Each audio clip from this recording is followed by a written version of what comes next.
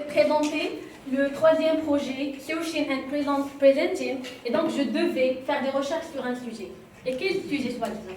J'ai décidé de présenter pour la deuxième fois le sujet sur le stress. Parce qu'en fait, c'est la bête noire de tout le monde. Les meilleurs acteurs au monde stressent avant de monter sur scène. Et d'ailleurs, la majorité d'entre nous sont présents aujourd'hui pour faire face au stress et pour améliorer nos habilités en communication et la prise de parole en public. Et qui n'a jamais eu la boule au ventre, la gorge serrée, le cœur qui bat la chamade, les mains moites, le cerveau qui s'embrouille et la bouche qui bafouille avant de prononcer un discours devant un public nombreux? Aujourd'hui, les psychologues et les scientifiques proposent de porter un regard nouveau sur le stress. Si le stress nous paralyse, c'est parce que c'est une réaction biologique automatique normale programmée dans nos gènes. En fait, ce réflexe fait partie des 3 grandes réactions de l'être humain face à un danger. S'immobiliser, attaquer ou fuir.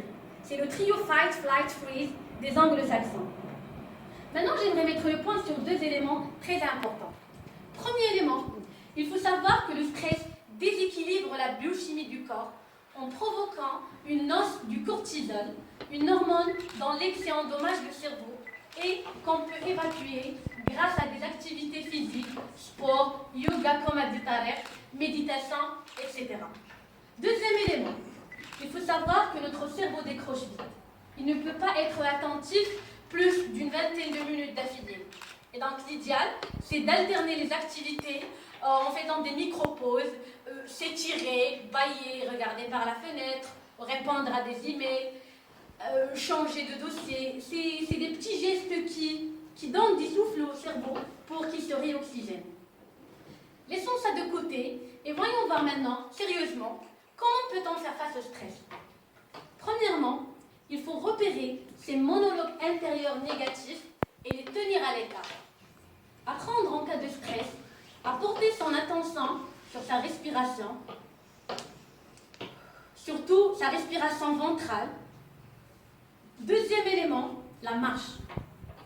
De la même manière que l'on active les mécanismes du stress par la simple anticipation d'une situation jugée difficile, il est possible de se projeter positivement dans l'événement en marchant.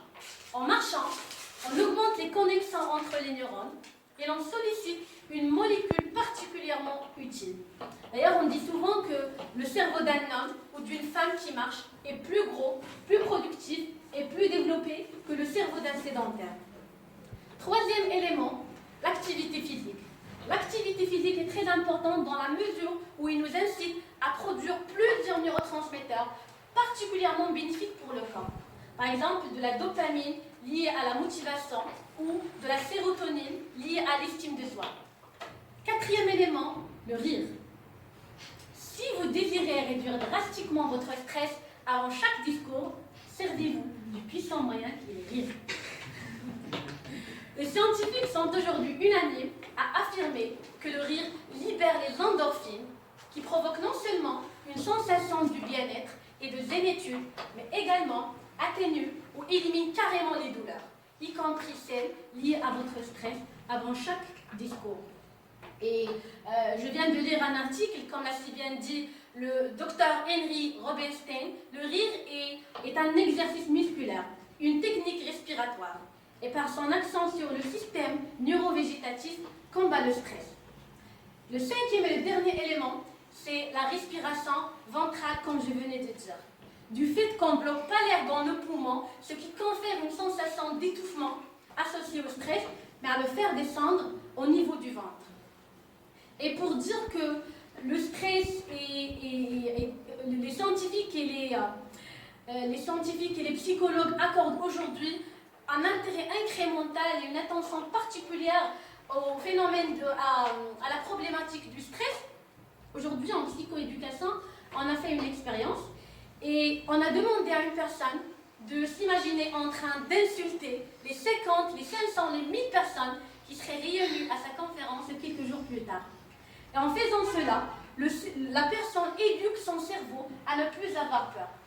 En fait, le cerveau ne fait pas toujours la différence entre le réel et l'imaginaire. Ce sont les mêmes neurones qui s'activent. Et en faisant cela, la perception du stress ressenti par cette personne est passée de 10 à 4 avant de monter sur scène. Donc ça fonctionne. En guise de conclusion, je me permets de dire que le stress a aussi des vertus. Il nous permet de réagir très vite face à des situations d'alerte. En fait, ce n'est pas le stress, mais c'est l'abus du stress qui est dangereux. Et c'est le fait de ne pas recharger ses batteries qui nous met en risque. Merci. Allez.